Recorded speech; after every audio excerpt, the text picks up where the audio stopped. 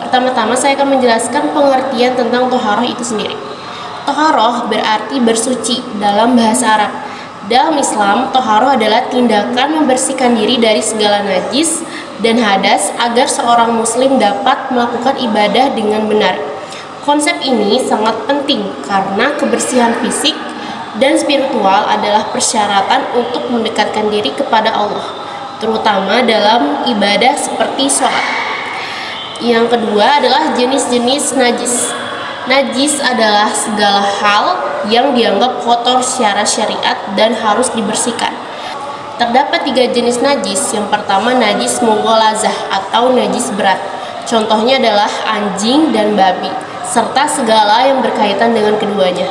Membersihkan najis ini harus dilakukan dengan mencuci bagian yang terkena sebanyak 7 kali. Salah satunya menggunakan tanah. Yang kedua, ada najis mutawasitoh atau najis sedang. Ini mencakup benda seperti darah, kotoran manusia dan hewan, muntah serta air kencing. Untuk membereskannya cukup dengan mencuci hingga bersih tanpa ada sisa bentuk, warna, dan bau. Yang ketiga ada najis mukhafafah atau najis ringan. Contohnya adalah air kencing bayi laki-laki yang hanya mengonsumsi ASI. Cukup dengan memercikan air pada bagian yang terkena. Lanjut, ada pengertian dan macam-macam hadas. Hadas sendiri adalah keadaan tidak suci yang menghalangi seseorang dari melakukan ibadah tertentu. Hadas dibedakan menjadi 2. Yang pertama ada hadas kecil. Hadas kecil itu timbul dari hal-hal seperti buang air kecil, buang air besar, tidur nyenyak, menyentuh lawan jenis yang bukan mahram, dan hilang akal. Hadas kecil biasanya dihilangkan dengan wudhu, cukup dengan berwudhu. Lalu yang kedua ada hadas besar.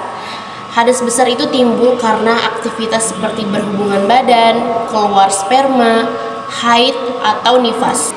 Hadas besar bisa dihilangkan dengan mandi wajib. Berikutnya adalah tata cara bersuci. Yang pertama ada wudhu.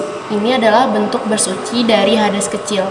Langkah-langkah wudhu meliputi niat, membasuh wajah, membasuh tangan hingga siku, mengusap kepala, membasuh kaki hingga mata kaki. Dilakukan secara tertib, artinya berurutan sesuai ajaran.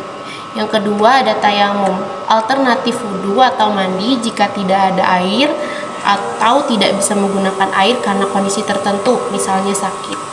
Langkah-langkah tayamum meliputi niat tayamum, mengusapkan debu bersih ke wajah, dan terakhir mengusapkan debu ke kedua tangan hingga siku. Yang ketiga adalah mandi wajib atau mandi junub, dilakukan untuk menghilangkan hadas besar. Caranya adalah berniat untuk menghilangkan hadas besar, mencuci seluruh tubuh tanpa meninggalkan bagian yang kering, mulai dari kepala hingga kaki. Selanjutnya adapun jenis air yang digunakan untuk bersuci. Air yang digunakan untuk bersuci harus suci dan mensucikan atau air mutlak, yang artinya tidak tercampur dengan zat najis atau berubah bentuk. Jenis air ini bisa berasal dari sumber alami seperti hujan, air sungai, air laut, air sumur, atau salju yang mencair. Selanjutnya adalah sunnah dalam bersuci. Dalam proses bersuci ada beberapa sunnah yang dianjurkan untuk menambah kesempurnaan wudhu atau mandi, seperti mengucapkan basmalah sebelum memulai, mendahulukan yang kanan, misalnya membasuh tangan kanan sebelum kiri, gosok-gosok tubuh saat mandi untuk memastikan kebersihan maksimal. Terakhir, pentingnya toharoh dalam kehidupan sehari-hari. Toharoh bukan hanya kewajiban ibadah, tetapi juga mencerminkan akhlak seorang muslim dalam menjaga kebersihan diri, pakaian, dan lingkungan. Toharoh menjadi bagian dari iman yang menunjukkan komitmen seseorang untuk menjaga kedekatan dengan Allah melalui keadaan yang bersih. Itu saja yang dapat saya sampaikan, kurang dan lebihnya mohon dimaafkan. Wassalamualaikum warahmatullahi wabarakatuh.